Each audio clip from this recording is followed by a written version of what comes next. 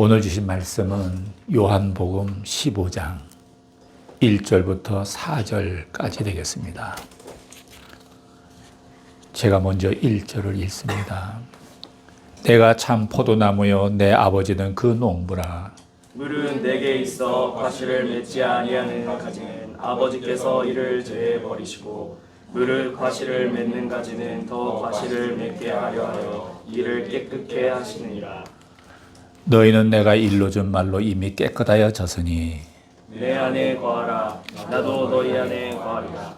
가지가 포도나무에 붙어 있지 아니하면 절로 과실을 맺을 수 없음 같이 너희도 내 안에 있지 않냐면 그러하리라. 아멘. 아멘. 오늘의 말씀은 하나님의 가지치기란 제목이 되겠습니다. 우리가 추구하는 사랑이라든가 행복, 축복은 어디서부터 시작되는 것일까요? 물론 하나님께서 주시는 것이지만 우리가 이 세상에 살면서 이런 것을 누릴 수 있는 기초는 어디에서 옵니까? 관계입니다. 관계에서 오는 것입니다. 우리는 관계를 떠나서는 어느 누구도 존재하기가 어렵습니다. 모든 관계를 포기하고 떠난다면 어쩌면 그 사람에게 고독사가 기다리고 있을지도 모르겠습니다. 우리에게는 부부관계라든가 부모와 자식 관계, 형제 자매 관계, 친구와의 관계, 스승과 제자와의 관계, 직장 동료와의 관계라든가 교회에서 교우의 관계 등 여러 관계가 있지 않습니까? 관계가 생기면 친밀해집니다. 그러나 어쩌다 관계가 깨지면 어색해지고 불편해질 수밖에 없습니다. 좋은 관계가 되면 좋은 감정도 생깁니다. 사랑도 생기고 행복해집니다. 부부관계가 좋으면 행복해집니다. 부모와 자녀의 관계가 좋으면 마음이 평안해집니다. 그리고 축복을 경험합니다. 그러나 반대로 관계가 깨지면 정반대 현상이 생깁니다. 얼굴을 붉혀야 되고 서로 미워하는 감정이 생기고 불행해집니다. 그리고 자칫하면 저주로 끝나버릴 수도 있습니다. 관계 중에서 가장 중요한 관계는 하나님과 나와의 관계입니다. 하나님과 나와의 관계가 깨어진다면 모든 것이 깨어진 것과 마찬가지입니다. 반대로 하나님과 나와의 관계가 회복되면 다 회복되는 것입니다.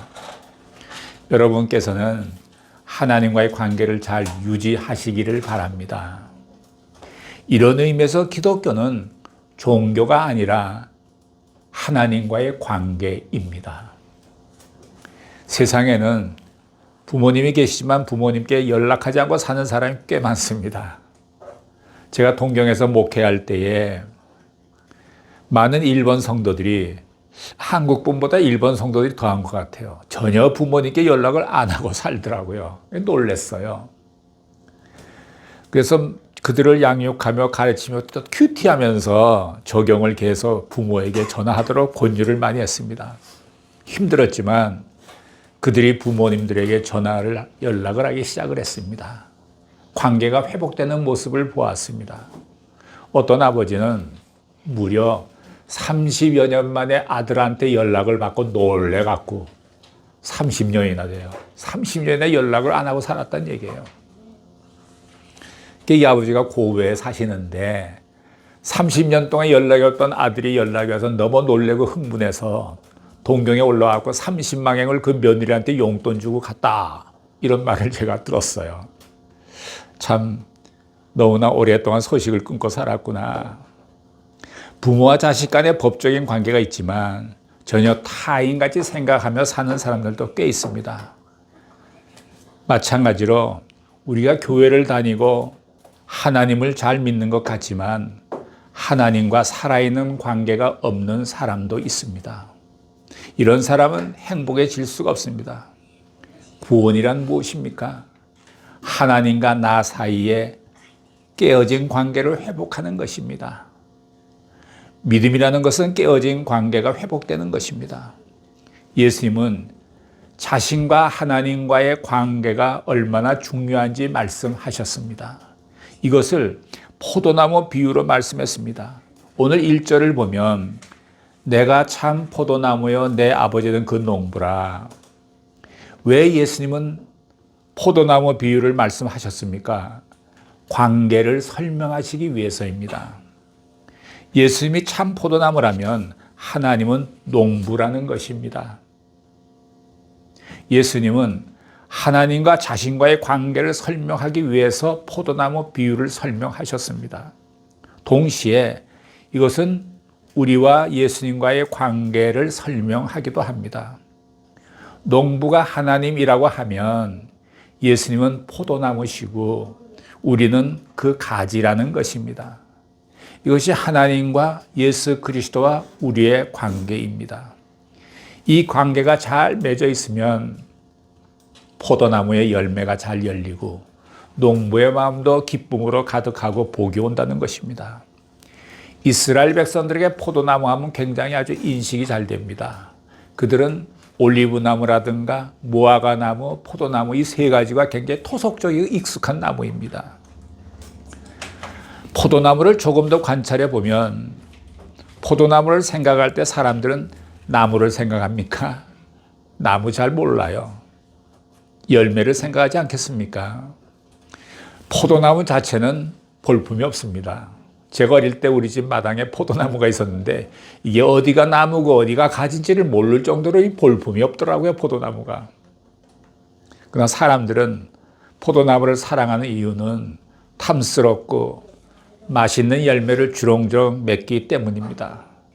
먹음직하고 옆에만 가도 단내가 나는 것 같고 풍성해지는 것입니다. 이분이 예수 그리스도이십니다. 예수님의 모습이 볼품이 없어 보일 때가 있지 않습니까? 그러나 풍성한 열매를 맺습니다. 예수님이 자신을 포도나무에 비유한 것은 아주 상징적인 의미가 있습니다. 포도나무 농사에 있어서 중요한 것은 농부입니다. 농부가 관리하는 포도나무와 아무도 관리해 주지 않는 포도나무는 하늘과 땅의 차이가 있습니다. 예수님께서 하나님이 농부라고 한다면 나는 하나님이 잘 가꾸신 열매가 많이 열리는 나무다 라고 하셨습니다. 이것이 예수님과 하나님과의 관계입니다. 다음은 2절을 보시기 바랍니다. 2절 시작. 물은 내게 있어 과실을 맺지 아니하는 가지는 아버지께서 이를 제해 버리시고 무릇 과실을 맺는 가지는 더 과실을 맺게 하여 이를 깨끗게 하시느니라. 1절에서는 농부와 포도나무가 나왔는데 2절에서는 가지가 추가로 나옵니다. 포도나무에 붙어있는 가지가 나오는데 이 가지가 누구입니까? 예수님을 따르는 자들을 가리킵니다.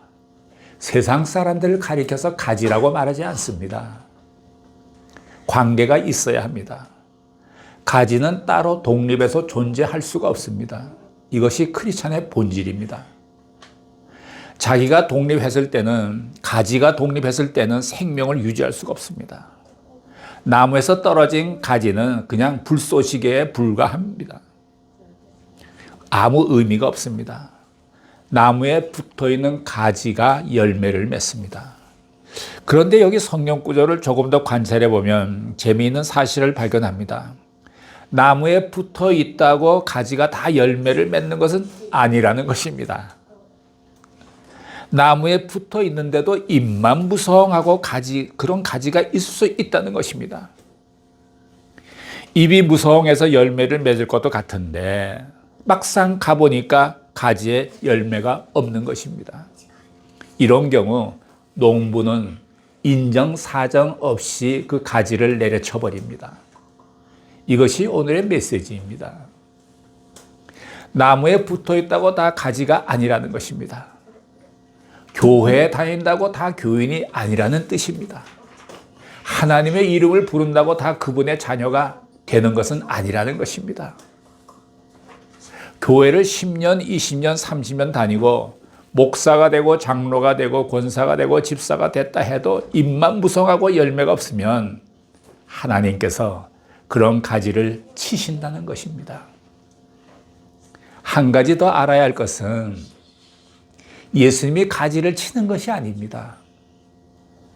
나무가 가지를 버리는 것이 아니라 농부가 가지를 버리는 것입니다.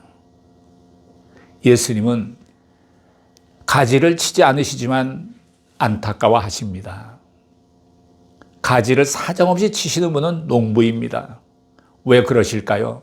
더 깨끗하고 좋은 열매를 많이 맺게 하기 위해서 열매 맺지 못하는 가지는 잘라 버리는 것입니다. 여기서 하나님과 예수 그리스도와 우리의 관계가 설명이 되는 것입니다. 2절 말씀을 읽은 것처럼 이 성경의 영적인 원리는 빈익빈, 부익부입니다. 있는 사람은 더 주고 없는 사람은 있는 것마저 빼앗깁니다. 사회주의 논리와는 맞지 않습니다. 이것이 영적 원리입니다. 믿음이 있는 사람은 계속 믿음을 더 깊이 구하기 때문에 믿음이 더 생길 것입니다. 믿음이 없는 사람은 조금 있는 그 믿음을 귀하게 여기지 않다가 그것마저 빼앗겨 버린다는 것입니다. 영적인 냉혹한 현실입니다. 우리가 하나님을 멀리하면 하나님도 우리를 멀리하십니다. 이것이 하나님의 가지치기입니다. 이것은 우리의 정서와 맞지 않을 수도 있습니다. 사회주의 정서와도 맞지 않은 논리입니다. 여기에 메시지가 있습니다. 열매 맺지 않는 가지는 하나님이 사정없이 자른다는 것입니다. 우리 인생에 있어서도 하나님의 가지치기가 있습니다. 하나님은 우리를 사랑하시고 좋은 열매 맺기를 원하십니다. 그런데 우리에게 변하지 않는 좀 나쁜 성격이 있다든가 우리에게 나쁜 습관과 인격이 있다면 하나님은 그것을 그냥 놔두지 않으십니다. 죽지 않을 만큼 치십니다. 이건 징계가 아니라 연단입니다. 그것이 계속 붙어 있으면 나중에 모든 것을 망가뜨리기 때문입니다.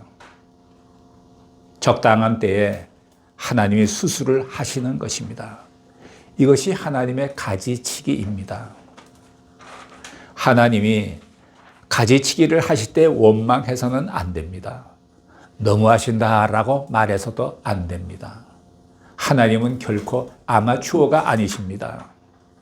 정확한 때 수술하십니다. 실수가 없습니다. 불필요한 것, 입만 무성한 것, 다른 과실의 양분을 도둑질해가는 가지만 골라서 치십니다. 이것이 하나님의 가지치기입니다. 열매 맺지 못하는 가지는 땅 가지가 더 많은 열매를 맺게 하기 위해서 사정없이 도려내집니다. 또한 하나님의 가지치기에는 몇 가지 원칙이 있습니다. 하나는 감정적으로 함부로 가지치기를 하시지 않는다는 것입니다. 잘못된 가지만 골라서 용서 없이 치신다는 것입니다. 따라서 꼭 필요한 가지는 남겨두신다는 것입니다. 여기에 우리의 희망이 있습니다. 인생에서 겪는 고통의 의미를 하나님의 가지치기 원리로 해석할 수도 있습니다. 왜 고난을 받는가? 죄 때문에 받을 수 있지만 도무지 내가 변하지 않기 때문에 받을 수 있습니다. 어떤 사람은 고통을 겪을 때 자신을 욥과 같은 사람으로 착각하기도 합니다. 우리가 욥과 같은 인물이라면 얼마나 대단한 존재이겠습니까?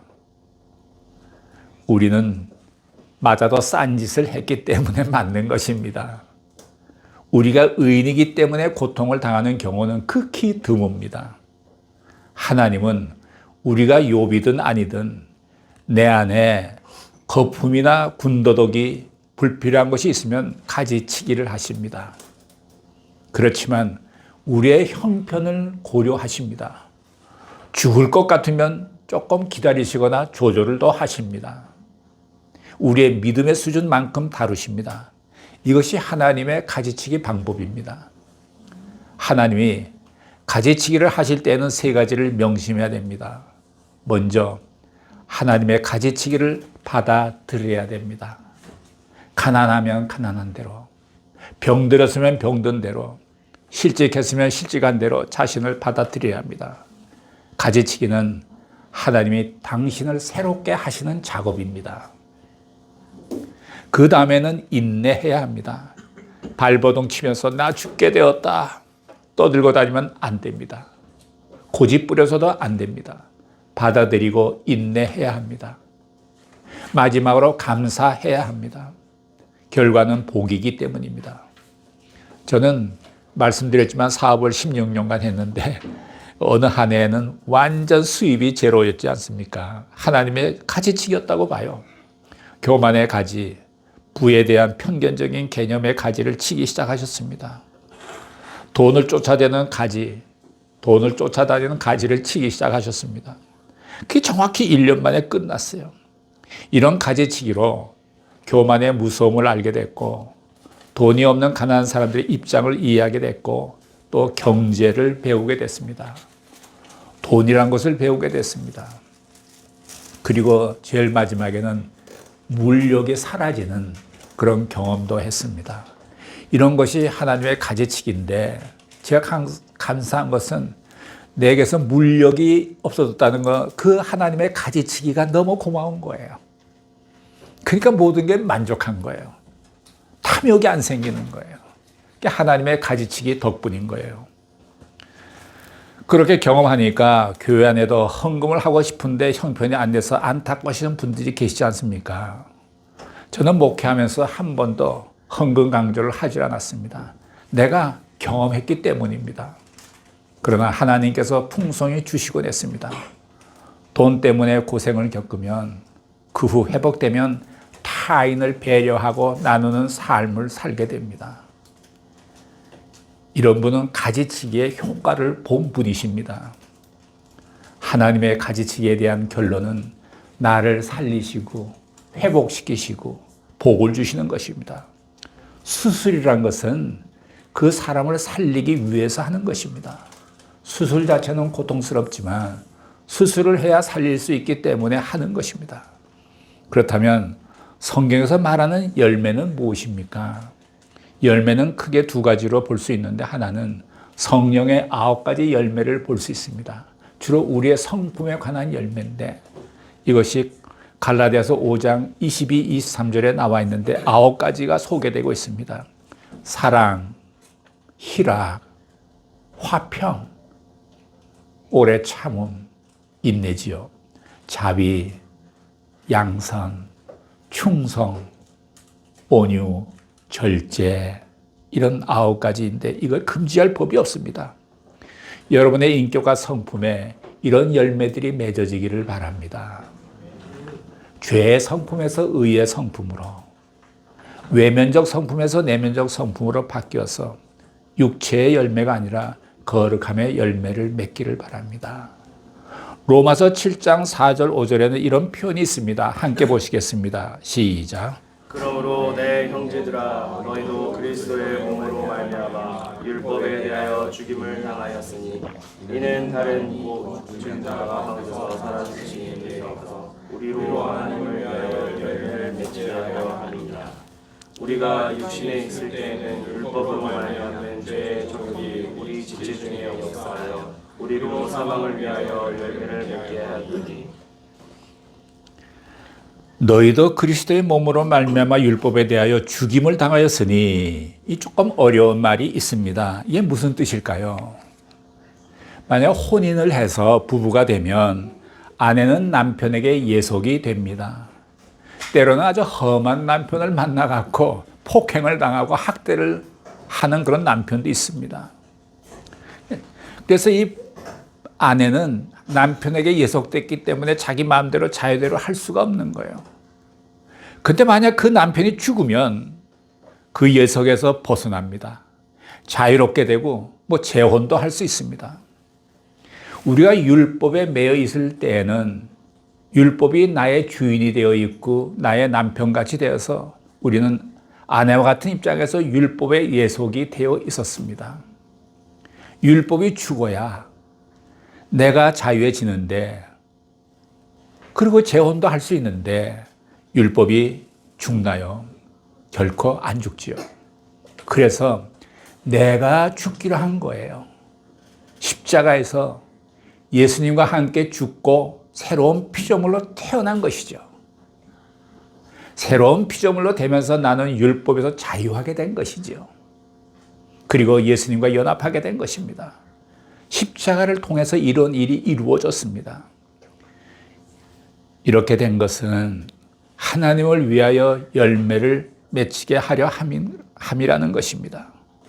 이제는 율법이 나를 지배하는 것이 아니라 나는 은혜와 사랑 안에 거하게 된 것이죠.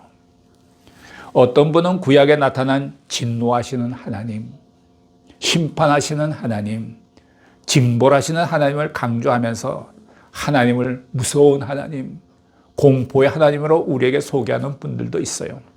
그 이전에 하나님은 사랑과 자비와 은혜의 하나님임을 소개해 주셔야 합니다.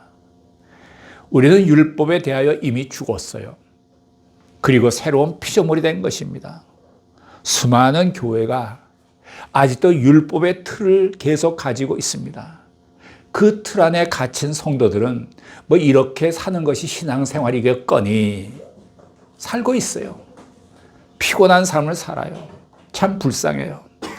예수님의 은혜와 사랑을 체험하지 못한 채 자유를 주셨는데도 종의 멍에를 메고 살고 있다는 것입니다.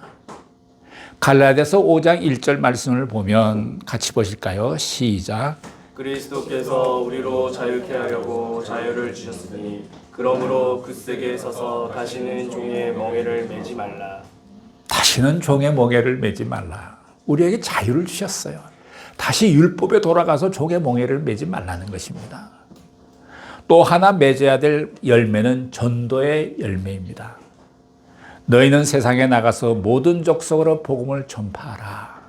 그러므로 너희는 가서 모든 족속으로 제자를 삼아 아버지와 아들과 성령의 이름으로 세례를 주고 오직 성령이 너에게 임하시면 너희가 권능을 받고 예루살렘과 온 유대와 사마리아 땅끝까지 이르러 내 증인이 되리라 하시니라. 이들 말씀 모두 전도를 이야기하고 있습니다. 만약 당신이 전도를 했다면 그것은 하나님이 우리에게 주신 영적인 열매입니다. 내면에 인격적인 열매가 있고 이런 전도의 영적 열매들이 맺힐 때 하나님이 복을 주시고 깨끗하게 하시고 열매를 더 많이 맺게 하십니다. 그러나 가지에 열매가 없으면 인정사정 없이 가지치기를 하십니다. 그러면 어떻게 열매를 많이 맺는 가지가 될 수 있겠습니까? 오늘의 본문 3절과 4절을 함께 보시겠습니다. 시작. 너희는 내가 일러준 말로 이미 깨끗하였으니 내 안에 거하라. 나도 너희 안에 거하리라.